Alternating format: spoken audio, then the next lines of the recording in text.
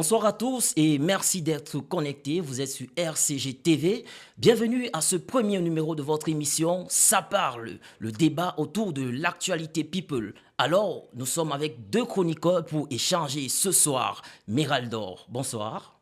Bonsoir, bonsoir mon cher Le Akanji. tonton universel, il y a la Bien, forme. on est là, tranquille.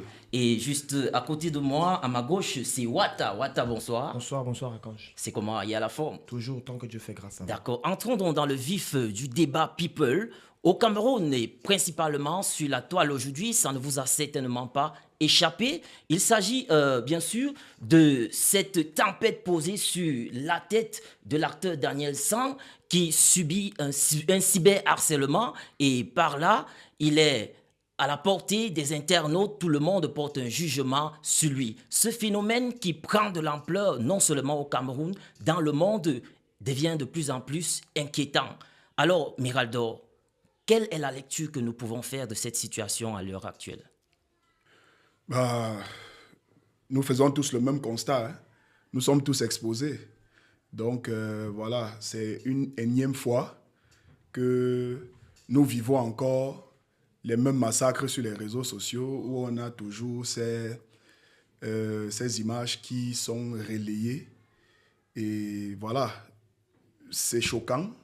Je pense qu'au cours de cette émission, on va un peu essayer d'analyser un peu tous ces différents comment est-ce que je dirais? En fait, moi, j'ai été choqué, extrêmement choqué de voir cette image parce que je l'ai regardée. J'étais dans l'obligation de la regarder. Pourquoi? Parce que je l'ai reçue dans un groupe.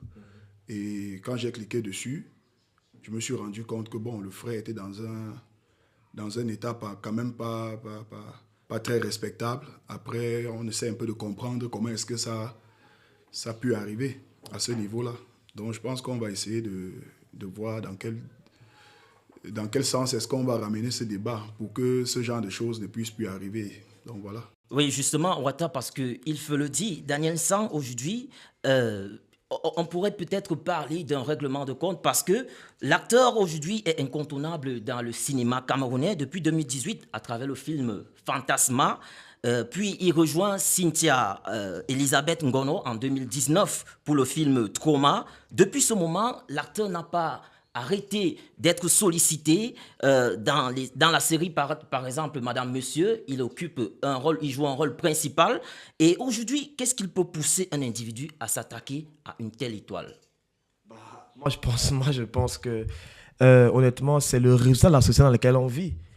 Nous avons conçu une société dans laquelle les gens n'ont plus peur de ne pas avoir peur. Les gens aujourd'hui préfèrent vivre dans la sécurité de faire du mal aux autres pour pouvoir être en sécurité psychologique eux-mêmes. C'est-à-dire que plus tu fais du mal à l'autre, plus tu te satisfais de ton état psychologique. Et c'est la société qu'on a construite. Nous ne récoltons que ce que nous avons nous-mêmes sémé. Parce que si il y a là quelques années, les vidéos qui étaient sorties, les photos qui étaient sorties, nous étions offusqués. C'est qu'avec ce qui se passe aujourd'hui, nous serons offusqués. Est-ce que vous allez remarquer que les gens ne sont pas trop offusqués du fait que ce soit sorti, mais les gens sont plutôt offusqués de ses parties intimes. Les gens parlent de ses parties intimes, plutôt de parler de phénomènes que ce soit même dehors. Donc, moi, je pense que c'est le résultat de la société dans laquelle nous vivons. Nous construisons une société qui n'a plus de véritable valeur. Et lorsqu'une société perd ses valeurs, elle a tout perdu. C'est pour ça qu'aujourd'hui, on voit un acteur comme celui-là qui, honnêtement, pour moi, est devenu une figure quand même, peut-être pas emblématique, mais est devenu une figure assez connue de la télé camerounaise, je vais dire ça comme ça, de la télé camerounaise, peut-être pas du cinéma camerounais, mais de la télé camerounaise. Donc, honnêtement, je pense que c'est dommage. C'est dommage que nous vivions dans une société dans laquelle il faut pouvoir faire du mal aux autres pour pouvoir être satisfait psychologiquement. Parce qu'il faut le dire aussi, ces actes ont certainement une conséquence lourde sur les différentes victimes, non seulement sur les victimes, mais aussi sur les harceleurs, parce que c'est condamné par la loi. Voilà. Est-ce que, jadis, en fait, on voyait que c'était beaucoup plus les femmes qui étaient victimes de ce genre de phénomène, mais aujourd'hui, les hommes se retrouvent à la une, Miraldor. Gars, nous sommes dans une société, comme le frère le disait tout à l'heure, Ouattara l'a si bien dit, c'est une société qui tolère. Nous sommes dans la tolérance et honnêtement, ça ça émane principalement de nos pères. C'est-à-dire que les hommes aujourd'hui sont également victimes. Et je pense que pour le frère Daniel Sang, il connaît la société dans laquelle il vit. Donc, du coup, lorsqu'il s'est retrouvé dans cette chambre-là, dans cet état, il savait très bien que c'était possible pour lui de se retrouver sur la toile. Une chose, lorsque les femmes, par exemple, ont été victimes de ce genre d'harcèlement, on a toujours vu sur la toile certains hommes qui accusaient plutôt les femmes d'être celles-mêmes qui provoquaient, qui étaient à l'origine de toutes ces choses-là. Oui. On a vu comment parfois les hommes, je suis vraiment désolé de le dire, mais on a vu comment des hommes à un moment donné n'apportaient pas un véritable soutien à ces femmes-là. Parce que si les hommes m'avaient à un moment donné pris les choses en main et dit non, stop, on ne peut pas admettre qu'un homme s'en va avec une femme et après, ses parties intimes se retrouvent sur les réseaux sociaux, c'est qu'on n'en serait pas là. Donc moi, je pense que c'est la tolérance et on tolère pensant qu'on ne va jamais faire face à ce genre de situation. Mais voilà aujourd'hui que l'un des plus beaux garçons, comme il a dit, l'une des figures les plus charismatiques quand même de la télé aujourd'hui au Cameroun, avec toute l'audience qu'il a sur les réseaux sociaux et tout le respect. Honnêtement, c'est quelqu'un de positif sur les réseaux sociaux. Il ne s'est jamais retrouvé dans une mauvaise casserole. Dans un buzz, dans un clash. Mais malheureusement, aujourd'hui, il n'a pas pu se contenir. Il n'a pas pu faire ce qu'il fallait faire en tant qu'une star. Parce que quand on est une star, on doit prendre des précautions. Donc, mais Miraldo, quand on est une star, on doit prendre des précautions. Sauf que quand tu es dans 4 murs, frère, c'est quelle précaution que tu vas encore prendre? Tu es à 4 murs. C'est que normalement, tu ne dois pas être responsable du comportement d'autrui. Là, tu dis, il est une star. Ouais. Il doit prendre la mesure. La mesure qu'il a prise là, c'est d'être dans une chambre. Ouais. C'est suffisant. Ouais. C'est-à-dire que c'est la personne qui a fait qui a commis cet acte-là, qui est complètement fautive. Puisque nous sommes sur 4 murs, frère. Ouais. C'est comme si tu étais ta femme sur 4 murs. Elle n'est pas censée te filmer. Je suis d'accord. Voilà, donc on ne peut pas t'accuser, toi, d'être responsable, de ne pas avoir pris des sécurités et tout, tu vois un peu ce que je veux dire. Je suis d'accord, sauf que dans le cas de figure, il n'était pas avec sa femme. Sauf si en réalité, il était on ne sait pas. Sauf s'il était en congé, en week-end, quelque part à Kribi avec madame, et que malheureusement, par erreur, les ébats, ils ont peut-être dû filmer pour s'amuser comme d'habitude, et que ça s'est retrouvé sur les réseaux sociaux. Donc, pour moi, je pense que s'il est véritablement victime d'un harcèlement, parce que j'ai vu sa sortie hier, il a fait une sortie où il était très zen. On comprend que, bon voilà, le personnage, certes, a été touché par rapport à son image qui est diffusée sur les réseaux sociaux, mais on ne sait pas, on ne connaît pas la suite. Moi, j'aimerais que dans cette pièce, il connaît bien la personne avec qui il était. Alors, s'il estime qu'il a fait face à un harcèlement en venant de la personne, parce que c'est un acte condamnable, si la personne l'a dit, oui, c'est de l'atteinte à la pudeur publique et la divulgation des images privées, obscènes de quelqu'un. Bon, Mirando, avant de parler de suite, il serait d'abord préférable de parler de préalable parce que avant d'arriver à la conséquence qui consiste à peut-être divulguer des images d'intimité entre 2 ou plusieurs personnes, il y a d'abord eu un préalable qui est passé certainement par une intimidation, un harcèlement, disons, avant d'aboutir à cette humiliation à travers la divulgation des images compromettantes dans les réseaux sociaux. Honnêtement, sont des suppositions. Oui, mais dans la plupart des cas, on pourrait dire que les victimes connaissent leur harceleur. Oui. Moi, par exemple, je serais même de vous dire ici que c'est Daniel Sang lui-même qui publie la photo. Par exemple. Vous ne pouvez pas me démontrer le contraire. Par exemple, je peux estimer qu'il l'a fait parce qu'il aimerait augmenter suffisamment son audience. Il aimerait arriver à une certaine dimension. On voit très bien que ce n'est pas un selfie. C'est une photo avec la caméra. Justement, mais ça peut être une photo faite à la commande dans un studio. Oui. En fait, ce que je suis en train de dire, c'est que on a tendance à tolérer également ce genre de choses parce que ceux mêmes qui sont au devant de la scène ne nous aident pas à les aider. Par exemple, on a un Daniel Sang. C'est un frère, c'est un artiste qui est très positif. C'est un artiste très talentueux, très brillant, qui a une image assez charismatique. Alors, on a une image quand même de toi qui circule sur les réseaux sociaux où tu es en mode Adam. Et le lendemain soir, tu nous fais un post où tu es zen, il n'y a aucun problème. C'est pour que nous, qui sommes censés prendre ta défense, parce que là, dans l'image, c'est toi qui es présenté comme la victime. Alors, on s'appuie sur quel élément pour pouvoir t'apporter du soutien. Lorsque toi, tu fais un post où tu es zen, et tu ne donnes aucune explication, par exemple. Donc, ça veut dire, pour moi, je peux estimer qu'il n'est pas une victime, qu'il a juste fait son petit buzz et que c'est en train de lui donner audience, que ça lui donne. Vous avez vu à quel point le post qu'il a fait hier est monté.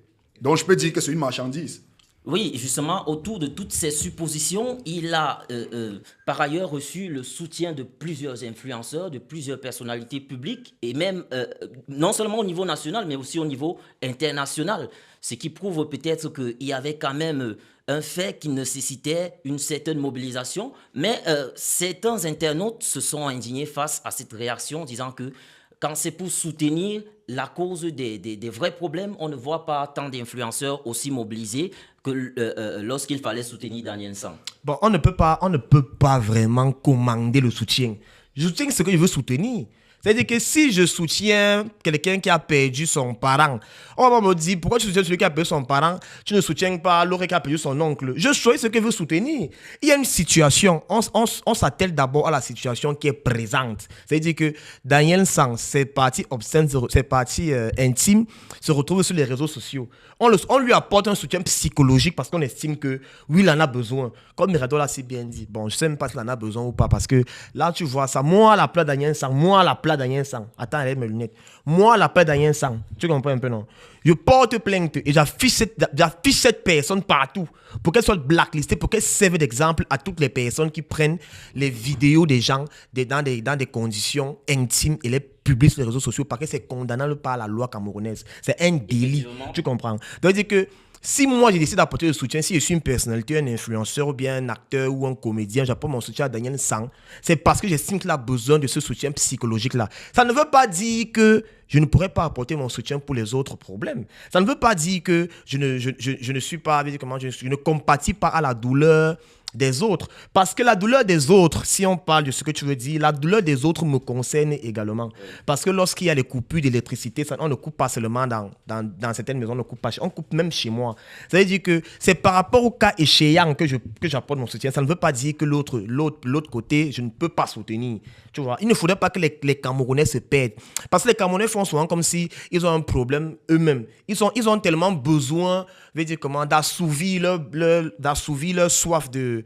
Ils ont tellement besoin d'avoir des exutoires. Oui. Et ces exutoires-là sont ces personnalités-là. Tu as soutenu Daniel San. Ouais, pourquoi quand on demande de soutenir Néo, tu ne soutiens pas? Pourquoi on demande de soutenir... Non, mais arrêtez ça. On soutient d'abord Daniel San parce que c'est lui qui est dans les problèmes, dans le cas échéant là. Après là, on pourra parler de ce qu'il faut. Et maintenant, pour ce qu'il faut, c'est d'autres choses qui ne dépendent pas forcément de notre volonté personnelle. C'est pour ça que je demande aux Camerounais de faire beaucoup preuve de tolérance. Parce que la tolérance, c'est accepter la différence des autres. Tolérance dans certaines situations. Le cyberharcèlement, cette pratique qui vise justement à mettre en mal autrui de façon consciente, Miraldor, quelle est la moralité que nous pouvons tirer justement de la situation actuelle? Parce qu'on sait que ce n'est pas le dernier cas.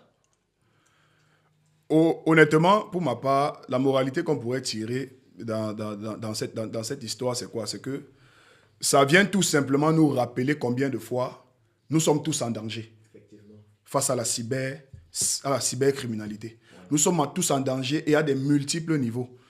On a connu, moi ce qui me dérange un peu, c'est que dans notre environnement, dans cette société, nous avons connu nos jeunes sœurs qui ont été à chaque fois exposées à ce type d'harcèlement. Oui.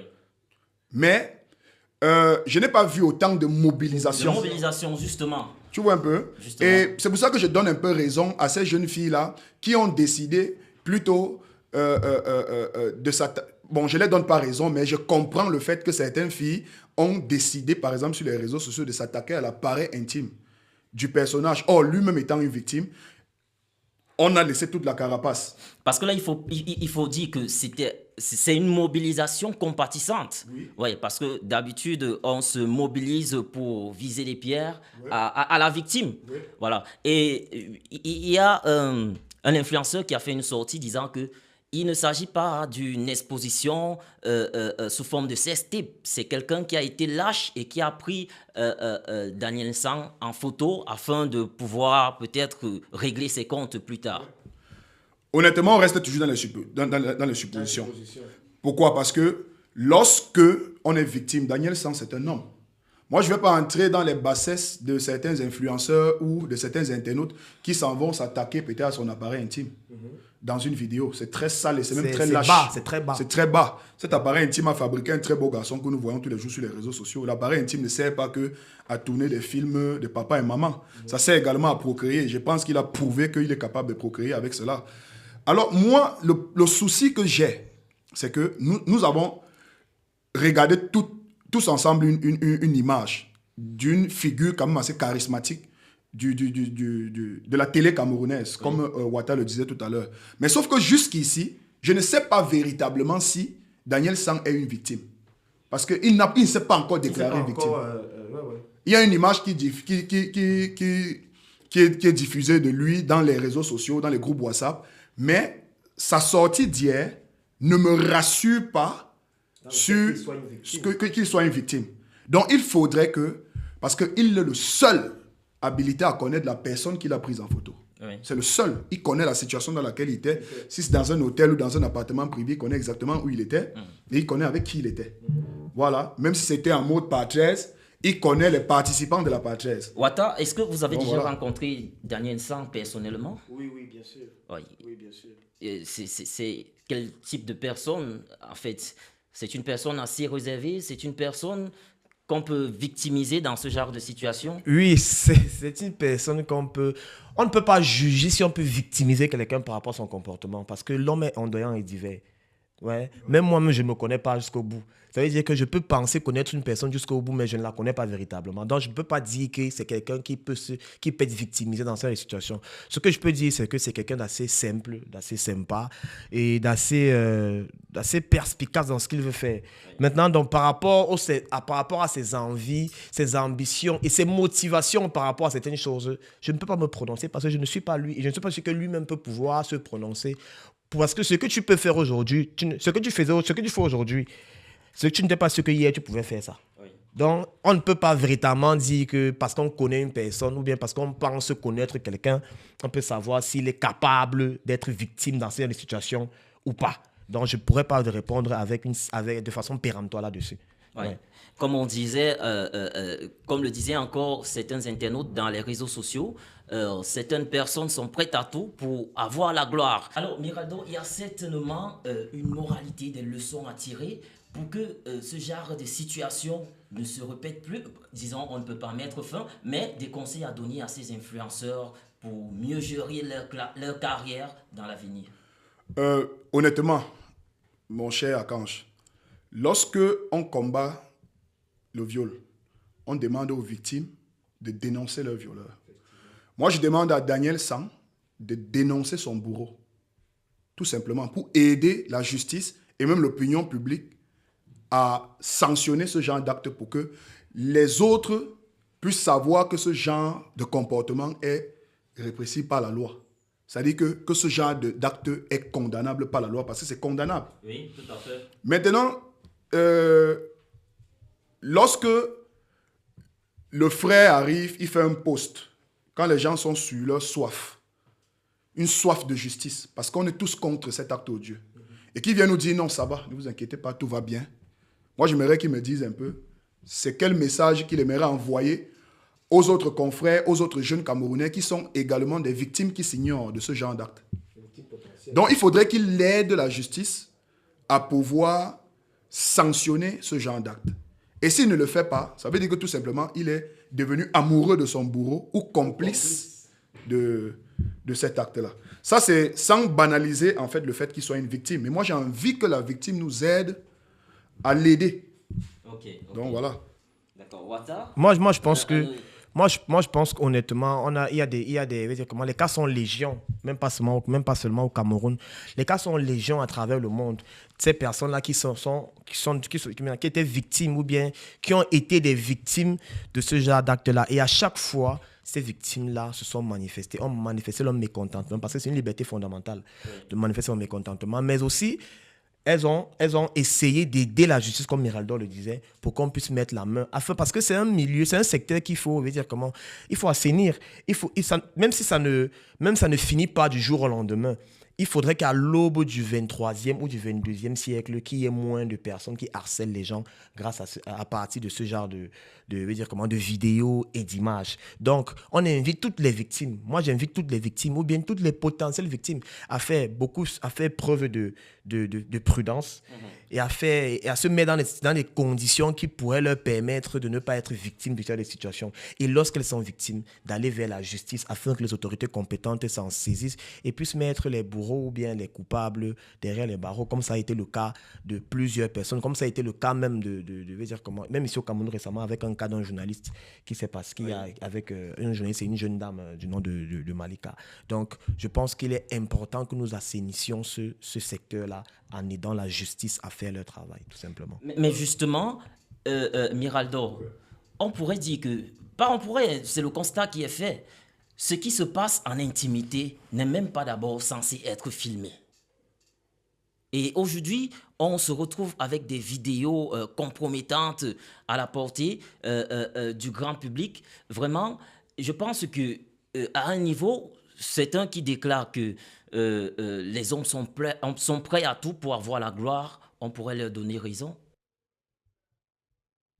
C'est ce que nous vivons aujourd'hui. La jeunesse est prête à tout pour avoir de la gloire. Et moi, honnêtement, pour sortir de là, le conseil que moi je voudrais donner ici, déjà en commençant par les personnalités publiques. Lorsque tu es une personnalité publique, il faut savoir que quand tu te retrouves dans une pièce privée, en train de t'amuser, tu dois être prudent.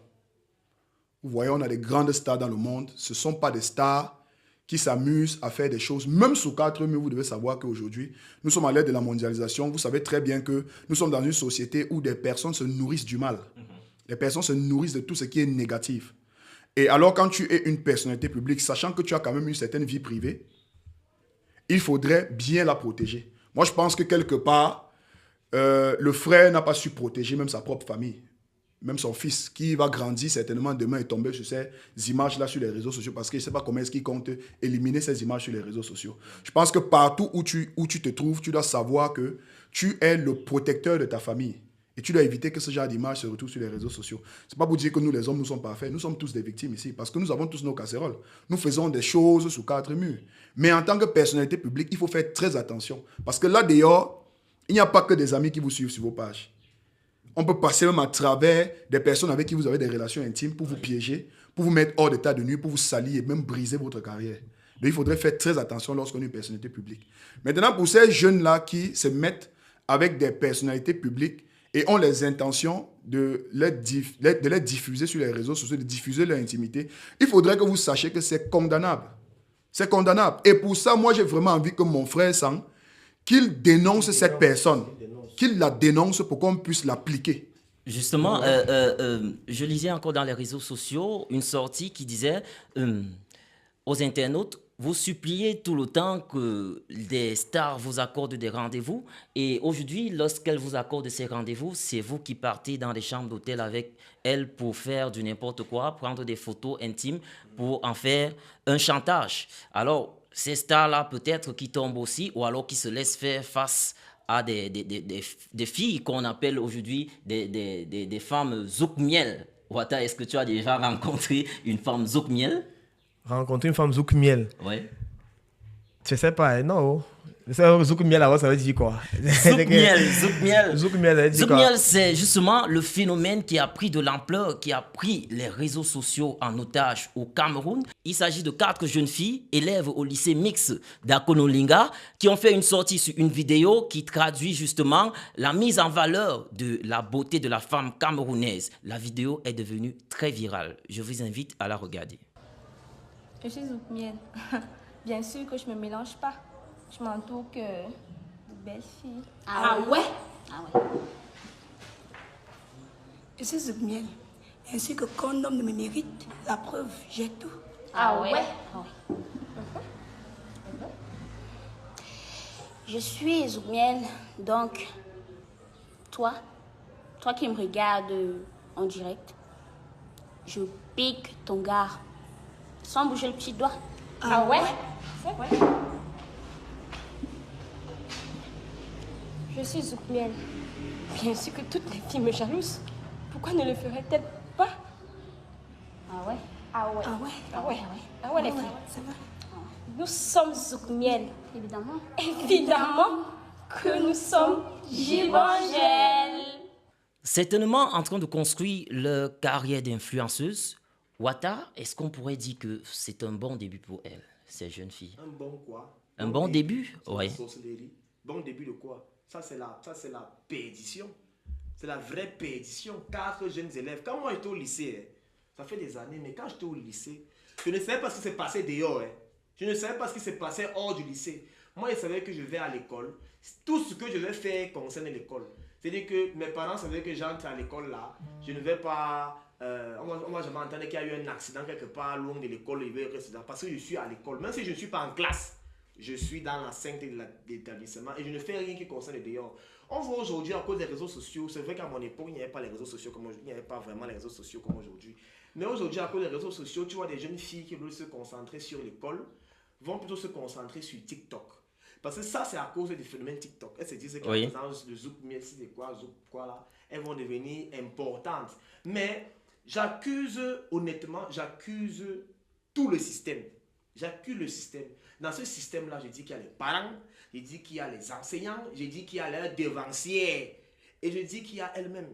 Parce que tout le système qui est gangréné, on peut pas expliquer qu'aujourd'hui, les élèves, soit ils sont en terminale, soit ils sont en première, qu'ils préfèrent aller se placer devant la caméra et montrer leur bienfait physique plutôt que leur bien-être intellectuel. C'est un problème. Elles ont vu leurs aînés faire ça. C'est ça aussi le problème. Oui. Elles ont vu leurs aînés faire ça. Elles se sont dit, ça c'est le schéma. C'est pas ici qu'on doit passer. Les enseignants, parfois ce sont les enseignants eux-mêmes qui vont vers ces jeunes filles pour leur dire que ma chérie, tu es belle, je vais te donner les notes. Tu comprends ce que je veux dire? Les parents aussi qui achètent les téléphones à leurs enfants un peu trop tôt. Oui. Hein? Moi j'ai eu mon premier téléphone, je venais de composer le bac, c'est vrai que j'ai eu mon premier téléphone. Que j'ai eu le téléphone, c'était même pas un téléphone Android. Hein? Parce qu'à cette époque-là, c'était pas n'importe qui avait l'Android. Tout à fait. Donc, honnêtement, je pense qu'il faudrait que les parents jouent leur rôle, que les enseignants jouent leur rôle, que les élèves également prennent conscience du fait qu'il ne faudrait plus qu'elles brillent par leur corps, mais par leur savoir. Et elles ont vu leurs dévanciers. Vous pensez que quand on prend les influenceuses comme celles-là qui ont fait des livres à succès à cause de leur nudité, on les amène dans les universités pour faire des formations. Justement, Vous pensez Wata, que ces élèves ne voient pas Wata, ça? nous n'allons pas escapoler, nous n'allons pas escapoler. Mais c'est la résultante de tout ça. C'est la résultante Alors, du fait qu'on veut mettre des personnes qui n'ont aucune consistance véritable, qui n'ont pas de valeur, qui ne sont pas faites sur des valeurs d'une société, qu'on veut les ériger en modèle. C'est parce qu'on a érigé ces personnes en modèle que les petites sœurs voient ça et se disent qu'elles peuvent passer par le même schéma pour pouvoir arriver là-bas. Si aujourd'hui, tu ne peux pas expliquer comment une fille fait pour avoir un Range Rover 2022, mais elle va te dire qu'elle est Zouk Miel, c'est pour ça qu'elle a réussi à avoir ça. Mais les petites sœurs là, tu penses qu'elles vont aller à l'école? Non. Elles vont Et justement, elles vont faire ça. parlant d'influenceuse, j'ai envie de demander à Miraldo. Miraldo, c'est quoi le salaire d'une influenceuse aujourd'hui, étant donné que de nombreuses jeunes filles se lancent sur ce chemin, ou alors c'est un chemin très prisé, disons-le ainsi, à l'instar de ces jeunes élèves d'Akonolinga qui aujourd'hui sont en train de se créer un espace. Et vous allez voir, du jour au lendemain, elles vont se retrouver assez populaires et avoir un certain niveau de vie. Alors, cette influence-là, elle naît de quoi? C'est quoi la narque au juste? Bah, toutes les jeunes filles aujourd'hui veulent aller à Dubaï. Elles veulent signer des grands contrats. Elles veulent être affichées sur nos panneaux publicitaires. Oui. Quand vous voyez aujourd'hui les multiples entreprises de fabrication des produits de dépigmentation cosmétique, vous voyez des entreprises de paris sportifs qui entrent au pays. Actuellement, au Cameroun, nous avons pratiquement 8 à 9 entreprises de paris sportifs qui ont des brand ambassadeurs jeunes, des jeunes qui sont utilisés, qui sont mis sur ces affiches-là dans nos grandes métropoles. Oui. Et ces élèves-là, lorsqu'ils sortent de la maison, parce qu'en réalité, l'éducation d'un individu, ça se passe dans 3 environnements.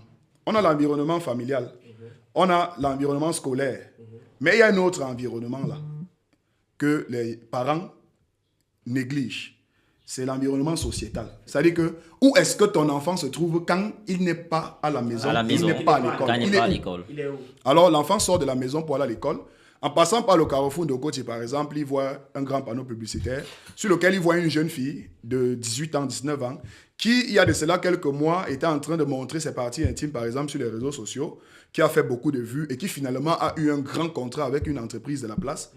Du coup, elle s'est dit, mais moi, je m'avais mal à l'école. Pas mal à l'école, faire quoi? Faire quoi? Je m'avais à l'école, faire quoi? Voici une fille qui a arrêté l'école, elle roule avec une petite 115. Elle se met bien, s'habille bien, ses films, elle montre ses vêtements et tout ça là. Les lolos sont bien tendus. Et elle est sur One Affiche là. Moi, je m'en vais à l'école faire quoi? Mon enseignant n'est pas sur l'affiche. On a des intellectuels au pays qui ne sont pas sur les affiches. On a des jeunes qui sont à la NASA, qui sont camerounais. Ils ne sont jamais brandis. Ils ne sont jamais utilisés comme modèle. Que voilà un jeune comme par exemple Témoa Piwele, qui est à la NASA, qui est un jeune physicien à la NASA. Voilà une jeune fille qui fait dans la robotique et le codage à la NASA. Elle est camerounaise. Voilà par exemple une jeune camerounaise qui fait dans Sinon. Sur nos affiches, dans nos médias, ceux qui sont mis en avant sont, parce que je n'ai pas envie d'utiliser des mots vraiment très déplacés ici, parce que c'est quand même une émission sérieuse, mais aujourd'hui, vous voyez très bien que même les parents, parce que les gens ont souvent tendance à vouloir accuser la famille. Les parents se battent à leur niveau pour pouvoir éduquer ces enfants-là. Mais je ne vous manque pas que la tolérance, surtout administrative, venant de nos pères, du système, cette tolérance-là fait en sorte que le parent fait un travail acharné à la maison. À l'école, l'école n'est pas prévue. L'école n'est pas là pour éduquer les enfants ou leur apprendre une certaine morale. L'école est là pour les instruire. Et nos écoles instruisent les enfants. Parce que nous avons des intellectuels au pays. Mais malheureusement, ces intellectuels qui ont été fabriqués par nos grandes écoles au niveau du pays font dans du laxisme. Ils voient cette jeunesse dépravée, mais ne font rien face à cela parce que c'est utile que cette jeunesse se déprave. Parce que comment on peut comprendre? J'ai regardé la vidéo, j'ai eu très mal au cœur. On voit une vidéo avec des jeunes adolescentes et elle commence par là. Finalement, vous allez voir, si on laisse faire, il y aura un autre groupe de garçons. Ça va être maintenant une sorte de challenge interscolaire où vous allez voir plusieurs établissements. Et la connotation, en fait, de ce challenge, vous voyez, quand elles disent « je suis Zoukmiel », vous voyez les arguments sur lesquels elles s'apesantissent. « Je suis Zoukmiel, je pique ton gars. Ouais. Je suis Zoukmiel, aucun homme ne me résiste. » C'est stupide. Ça n'a même pas de sens. Regarde, quand tu viens si bien de dire qu'elle s'appuie sur des éléments qui ne sont même pas de leur âge, de leur niveau. Et effectivement. Elle ne peut pas être en première ou en seconde et commencer à se vanter de piquer. Tu as d'abord le gars, tes règles même commencer à sortir. Tu me parles de gars, tu parles de gars comment? Ça n'a pas de sens. Mais là, c'est bien dit, c'est systémique. Nos pères, je ne sais pas s'ils veulent ou si c'est un laxisme ou si c'est une volonté politique de faire. Parce que je ne comprends pas comment on peut, les enfants comme ça peuvent mettre le téléphone devant elles. Moi, si je suis ministre, je ne sais pas, si je suis l'autorité compétente pour pouvoir juger ce genre de situation, je vous prends d'abord, je vous fouette au rassemblement devant tout le monde. Donc, vous fouette d'abord, je vous renvoie l'établissement et je vous mets encore dans un internat où de récemment, on va vous puger avec l'école. Parce qu'on doit les redresser, on ne doit pas les laisser non plus en disant qu'on les renvoie. Parce que j'ai suivi qu'on les a renvoyés. Et justement, en parlant de la réaction de leur établissement, lycée mixte d'Akonolinga, elles ont été traduites au conseil de discipline, voilà. Et on ne connaît pas encore la sanction, mais il pourrait qu'elles seraient renvoyées. Il se pourrait qu'elles seraient renvoyées. Si elles ont été renvoyées, je ne pense pas. Parce que là, si elles vont aller continuer ce qu'elles ont commencé. Il faudrait les mettre dans des conditions là où elles seront obligées d'aller à l'école. Parce que lorsque l'enfant prend déjà la route ci, et que tu dis, comme tu as pris la route ci, va donc continuer. L'enfant va continuer parce que l'enfant est naïf. Et là, nous sommes juste à moins de 2 mois du début des examens officiels. Ouais. Et justement, si elles sont renvoyées, ça va créer un handicap au niveau de la préparation de ces examens. Parce qu'on estime qu'elles devraient faire première terminale quand on regarde la tranche d'âge. Voilà. Aujourd'hui, on a l'impression que les réseaux sociaux sont devenus un raccourci à tout. Un raccourci à la gloire, un raccourci pour régler les comptes. C'est devenu également un espace où tout le monde est devenu enseignant. Bref, c'est difficile de faire le discernement, Miraldor. Comment donc en prendre conscience? Puisqu'au final, il n'y a plus ou bien il n'y aura plus de vie privée. Mon cher Akanch, lorsque un enfant normal est envoyé à l'école et qu'il obtient son CEP, il obtient son baccalauréat, il fait soit son BTS, licence, master 1, master 2, il obtient son doctorat, et qu'il se retrouve au marché Mokolo en train d'apacher pour un commerçant qui est au fond de la boutique de Mokolo, lui qui n'a même pas le BEPC, mais a réussi à avoir une très grande boutique où c'est maintenant l'intellectuel qui devient apacheur de cette boutique-là.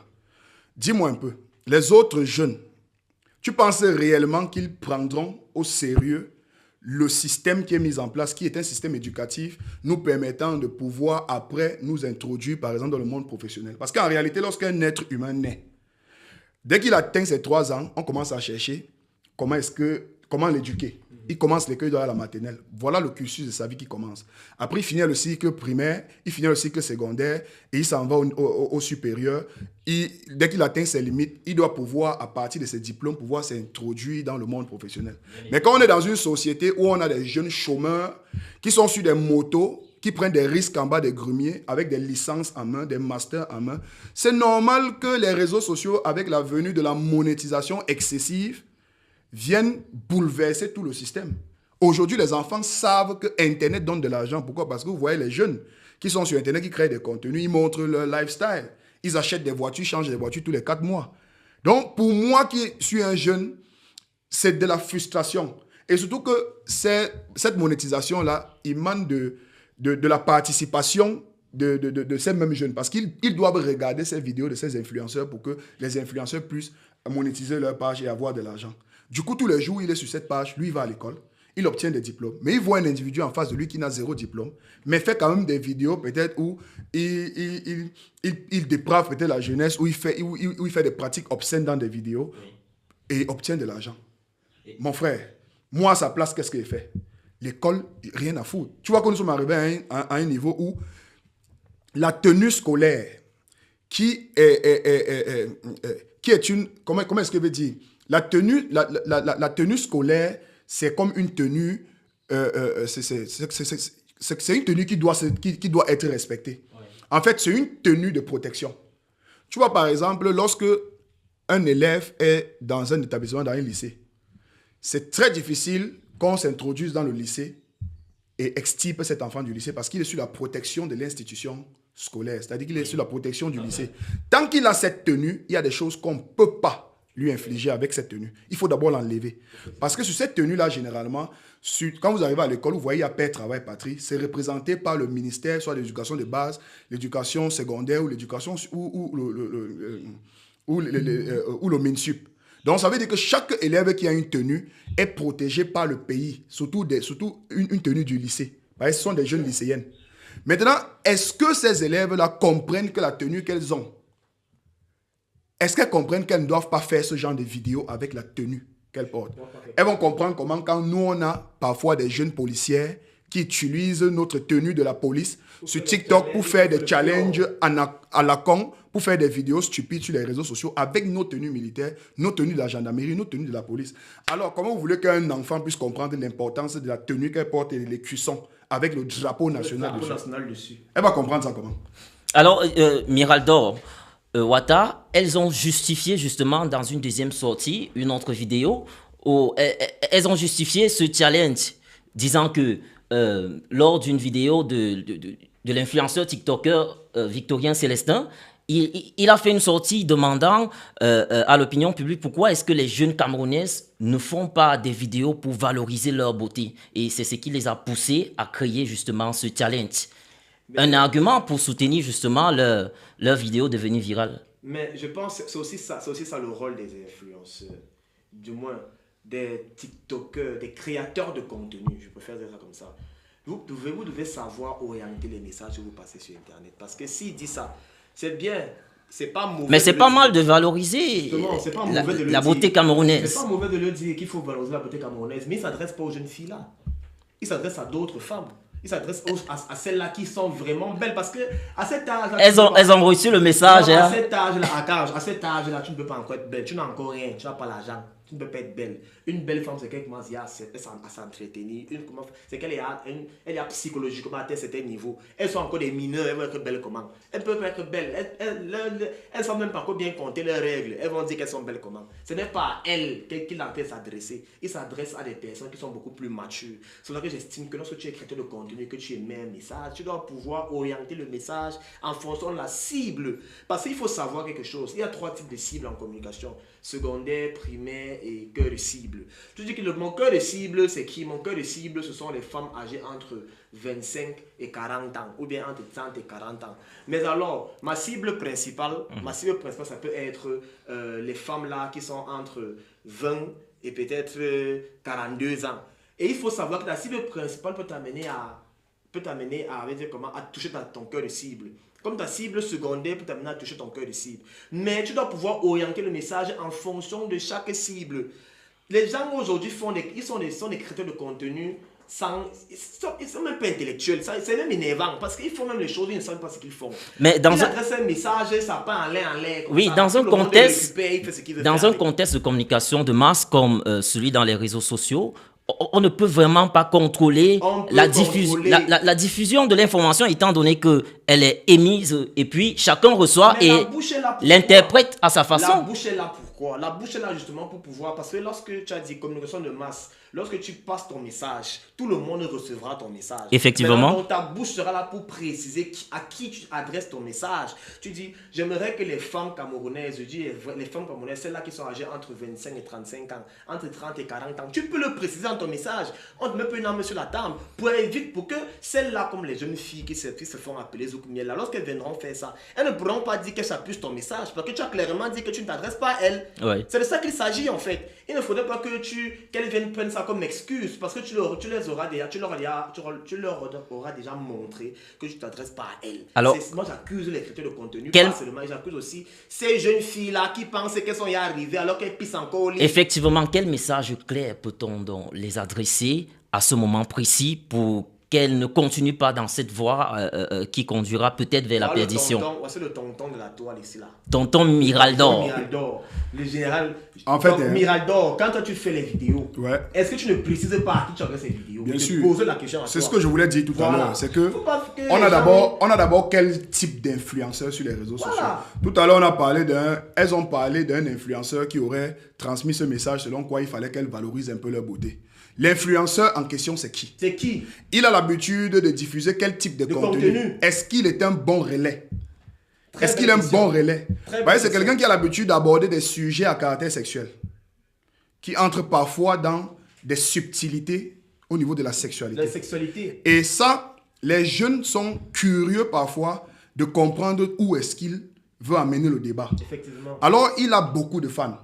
Quand il dit « J'aimerais que les jeunes filles camerounaises valorisent un peu leur beauté », tu as vu comment est-ce que les jeunes ont orienté son message. Elles ont orienté son message par rapport à la qualité de contenu que le personnage a l'habitude de diffuser. Oui. Donc c'est pour ça que moi, il dit, les influenceurs, ce qu'on appelle influenceurs même, tous sont des créateurs de contenu. Sauf qu'à partir de leur contenu, qui pour la majorité sont très négatifs, ont une influence, une mauvaise impact sur notre société et surtout sur la jeunesse. Justement. Parce qu'en réalité, il y a un problème aujourd'hui de morale, de rigueur et d'éthique. Oui. Tu vois un peu? Éthique. Surtout d'éthique. L'éthique a foutu le camp. La morale a foutu le camp. Que ce soit dans nos écoles, que ce soit parfois même à la maison. Et encore pire sur Internet. Alors, pour sortir de là, sur quel thème devons-nous indexer ces jeunes filles qui ont encore tout leur avenir devant elles? Honnêtement, ces enfants sont sous la responsabilité des personnes parce que ce sont des mineurs. Mais même si elles ne sont pas des mineurs, elles sont secondaires. Moi, j'aimerais dire à chaque parent, vous connaissez la société dans laquelle on vit. Vous la connaissez. Nous vivons au Cameroun. Nous vivons dans le laxisme administratif, dans la tolérance administrative. Nous vivons dans une société où on tolère tout ce qui est négatif. On met en avant tout ce qui est négatif et tout ce qui est mauvais. En fait, les âmes de notre environnement se nourrissent de la négativité. Que chaque parent devienne le Jack Bauer de son enfant. Effectivement. Parce que c'est de la responsabilité d'abord du parent. Quand les petites là ont fait des vidéos, s'il y avait une maman qui aurait récupéré sa fille, chicoté à la maison et publié même sur les réseaux, C'est-à-dire que la fille rentre comme ça, elle arrête ses nattes avec la tondeuse. Elle me met d'abord la boule 0. Oui. Elle dit dorénavant, ta beauté sera la boule 0 comme tu vas être belle. Et on est puni publiquement parce qu'elle est déjà publique. La maman qui aurait fait ça serait la maman la plus magnifique aujourd'hui sur les réseaux sociaux. Le papa aussi. Le papa aussi. aussi, Moi, je parle de la maman parce que généralement, proche de l'enfant. nos mamans sont plus proches de nous. C'est vrai. Ouais. Vous voyez, les mamans ont même parfois les capacités de cacher ce genre de contenu au père. Le père peut même taper 6 mois, il ne Il tombe ne pas voit sur ce pas. genre de Je vidéo. suis d'accord. Parce qu'il est occupé. Je suis d'accord. Il est en mer, il est au chantier, il est sur l'échafaudage en train de risquer sa vie pour des corbeaux qui viennent dans les réseaux sociaux faire ce genre de contenu. Et après, tu vas les voir, parce que ça commence là. Zouk Miel, je suis belle, elles vont créer un réseau. Et après, tous ces... on parlait tout à l'heure de du cyberharcèlement, de la cybercriminalité.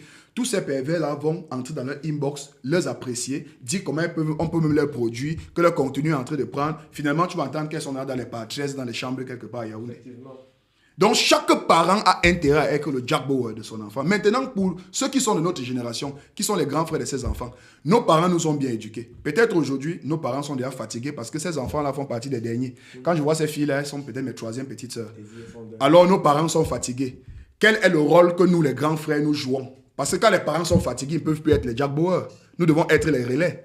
Que chaque grand frère commence à être le Jack Bauer de son petit frère. Et qu'on ne laisse pas l'éducation de la jeunesse entre les mains de l'école. L'école n'éduque pas, l'école ne moralise pas, l'école instruit, l'école aide à avoir des diplômes pour pouvoir s'insérer dans la société.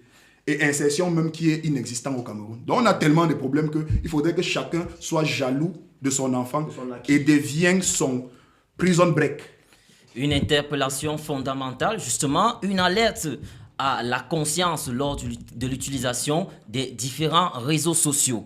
Alors, Miraldor, alerte, comme le titre Crédit Alerte de l'artiste Kosi, sorti il y a quelques semaines en featuring avec l'artiste nigérian Panto Ranking, un célèbre artiste nigérian. Il est également auteur-compositeur. Un titre qui a enregistré il y a plus de 840 000 vues sur YouTube en 2 semaines déjà. Un projet sur lequel l'artiste a fait un énorme investissement, 120 millions de francs CFA seulement. Il manque. Oui, on en arrive. 120 millions de francs CFA seulement pour TG Omori, le professionnel nigérian qui a réalisé le clip, sans compter les dépenses liées au studio d'enregistrement et à la promotion. Malgré cela, Kosi reçoit une vague d'indignation de la part des internautes dans les réseaux sociaux qui l'indexent d'avoir banalisé ou alors d'avoir trahi la culture, l'identité de la culture camerounaise, du 100% nigérian vendu par une icône, l'une des icônes les plus en forme du moment dans la sphère musicale camerounaise. Alors Mirador, doit-on parler d'immigration culturelle ou alors justifier cela sous le coup d'un élément marketing important? Bon, déjà, ce qu'on doit reconnaître ici, c'est que Kosi, c'est un artiste qui est reconnu pour cette façon de toujours être accompagné par un placement de produits dans presque toutes ses récentes sorties. Hein. Il y a toujours une intention de placer une marque dans ses sorties. Oui. Maintenant, honnêtement, un artiste n'a pas de limite. Donc, un artiste n'a pas de limite. Vous voyez très bien que Banque à l'aide, c'est carrément du Naija. Et honnêtement, ça ne m'étonne pas beaucoup, venant de Kosi, parce que vous savez qu'il a toujours eu un penchant pour des artistes nigérians, à l'instar des rappeurs comme Sarkodie. Et ça ne m'étonne pas, sauf que il y a des polémiques parfois que lorsqu'on crée pour faire grandir des chansons, il faudrait qu'on les assume. Il faudrait qu'on les assume. Par exemple, on voit bien le projet qu'il a eu avec Pato Ranking. C'est vrai qu'ils ont voulu adopter un style complètement Naija, mais à 2 semaines, ça ne prenait pas. Le projet n'a pas pris parce que certainement, ils ont voulu jouer avec l'âme, avec l'esprit même du projet. Vous voyez qu'on sort avec des polémiques du genre un clip tourné à 120 millions de francs CFA. Je me pose bien la question si c'est comme mon frère le disait tout à l'heure. C'est pour filmer, on a filmé son âme. Si on a filmé leur âme dans ce clip-là, naturellement, on voit très bien que le son n'a pas pris. Mais honnêtement, c'est une belle chanson. C'est une très belle œuvre. Bonne collaboration. Malheureusement, on a un Patoran King qui était en baisse au niveau du Nigeria. Et la chanson n'a pas véritablement pris comme on s'attendait. Donc, je suppose que Kosi, comme d'habitude, a voulu créer une polémique autour de cette chanson en parlant de cette histoire de 120 millions, prix auquel il aurait tourné le clip. Mais il le sait très bien que nous ne sommes pas dupes. Donc, voilà un clip qui a été tourné avec 3 plans, avec une banque qui a été fabriquée avec des comptes plaqués. Et tout ça ne peut pas valoir 120 millions. Mais après, on comprend bien que c'est du buzz. Il a voulu créer de la polémique autour de la chanson pour que ça ait beaucoup plus de vues parce que c'était en train de stagner sur les réseaux sociaux. Donc voilà.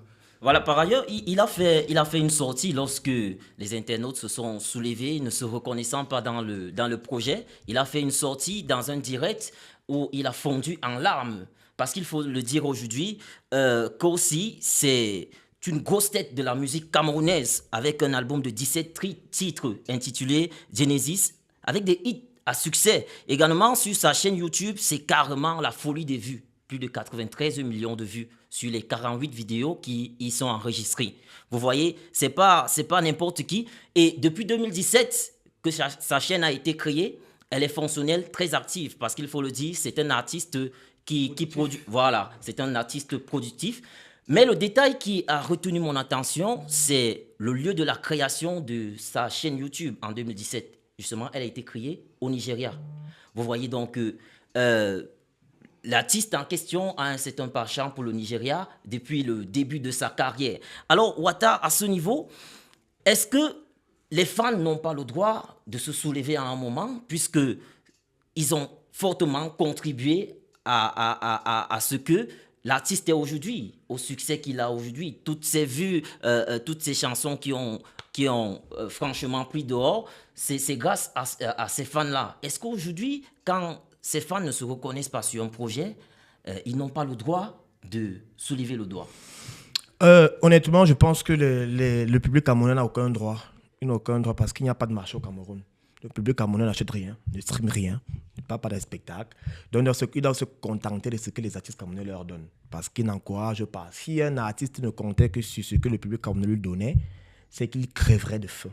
Ça, c'est clair. Là, je suis clair là-dessus. Maintenant, la démarche de Kosi. Kosi, c'est quelqu'un que je connais très, très, très bien. Voilà. Il a toujours eu une démarche beaucoup plus anglophone que francophone. Vous allez remarquer que les pays francophones subsahariens ont toujours tendance à se pencher vers le marché français. Mais Kosi, lui, il a une démarche beaucoup plus anglophone. C'est-à-dire que, puisque peut-être parce qu'il est ressortissant de la zone anglophone du pays, il estime qu'il doit aller plutôt vers un marché anglophone, c'est-à-dire le Nigeria, l'Afrique du Sud. Bon, maintenant, la démarche qu'il a employée pour son son, moi, je pense que c'est une très bonne démarche. Mais c'était une démarche louable, mais la méthode n'a pas été bonne. Pourquoi? Je l'explique. Qu'aussi, lorsque tu veux entrer dans un marché, il est important de collaborer avec les gens de ce marché.